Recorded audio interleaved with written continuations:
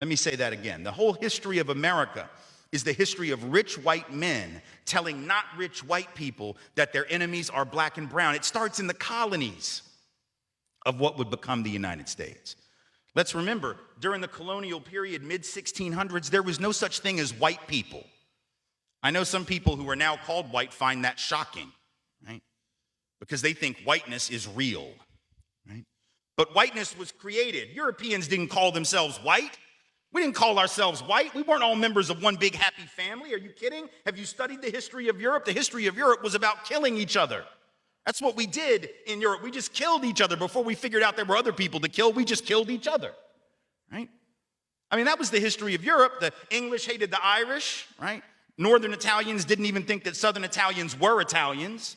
The Germans hated everybody, and everybody hated their ass right back, right? There was no team called white, no race called white, but all of a sudden, in the middle of the 1600s, there was. Why? Why was it suddenly necessary to create this thing called the white race? Well, because rich people can count, that's why.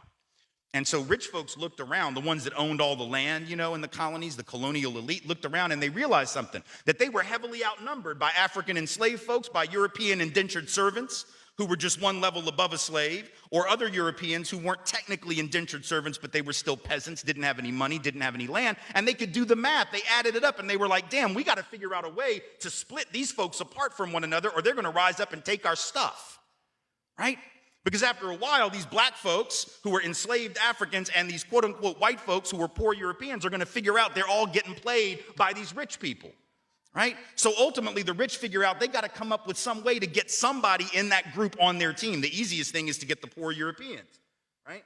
Because at least they look like you. They sort of share some of the customs and the culture. So they all of a sudden create this thing called whiteness and they say, now you're part of the club. Now we're going to let you testify in court, enter into contracts, vote, at least if you're a man, own a little bit of land, at least if you're a man, right? And we're going to get rid of indentured servitude. No more of that because you're too good for that. And we're going to take the white men, now called white men, and put them on the slave patrol to keep black people in line. Give them a horse and a gun and a badge and make them feel big and powerful, right? They're still poor. They still don't have anything. They didn't pay the slave patrol well, right? Just exploited them, used them as a buffer between the elite and the other poor folks, particularly poor folks of color. And pretty soon, the rebellions that occasionally happened where black and white got together to overthrow the elite, those stopped because the divide and conquer had begun to work, right? You could turn people against each other by telling those poor white folks, they got to keep these black people in line. And so that divide and conquer gets initiated in the colonies. Rich white men telling not rich white people that their enemies are black and brown. Fast forward to the Civil War era.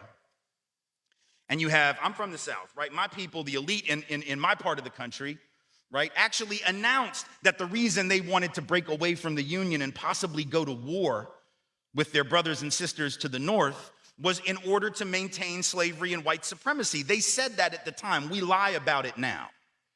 And we say it had nothing to do with that. But of course, at the time, they didn't have any shame about it, so they just said it openly. Right? The vice president of the Confederacy, Alexander Stephens, said that the cornerstone of the new government was the great truth that the Negro was not the equal of the white man. So that's the reason the Confederacy was formed and existed. But here's the trick. If I'm rich and I want to go to war to protect my ownership in other human beings, my property, but you're poor and you don't own any enslaved people, why the hell would you go fight to protect my stuff? Because I'm a rich person. I'm not going to fight. Rich people don't go to war, right? Rich people get poor people to go to war for them, whether it's in 1860 or whether it's during the 1960s or whether it's today, right? Rich folks get doctors to write notes for them that say that they have heel spurs and that's why they can't go to Vietnam. And if you don't know who I'm talking about, you can Google that shit because he's sitting in the White House right now, right? Well, I can't go fight. I have heel spurs. Send some poor kids to do that for me, please, right? So that's been a long-standing tradition.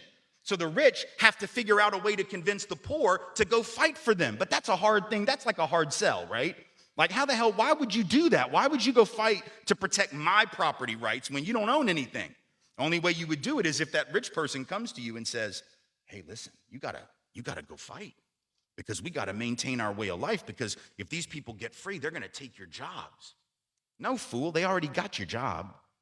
That's how it works, right? Because if I'm white and I got to charge you $1 a day to work on the farm but you can get a black person to do it for nothing because you own them. Guess who got the job? Free got the job, right?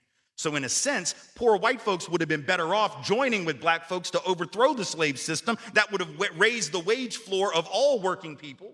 But they got tricked by rich white men telling them that their enemies were black and brown. Fast forward to the 1930s.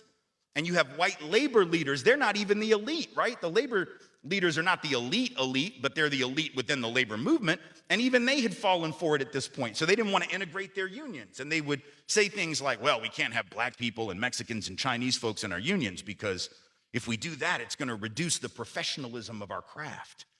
We have to maintain the integrity of our profession. No, fool, you need more people in the damn union is what you need. And if you don't let those folks in, guess what happens when you go out on strike? Who is the boss going to use to replace you? They're going to replace you with the very same black and brown folks that you didn't want to work next to, right? And so at the end of and then you're going to blame them for taking your job rather than the white rich dude for giving it to them, right? Divide and conquer. Telling not rich white folks that their enemies are black and brown. And now we fast forward to the president. We got the president of the United States becoming president on the basis of that same rhetoric. Telling not rich white folks that the reason they don't have a job is because Mexicans took them, right? That's the argument. Keep in mind, there's been a net outflow of Mexican folk from this country, out of this country in the last 10 years. Right now, border crossings and actual in-migration at the lowest level they've been since the 1970s. So anybody who believes that is a damn fool or somebody who does not understand how to do research on the internet or someone who doesn't care, right? But he says the reason you don't have a job is those brown folks took them.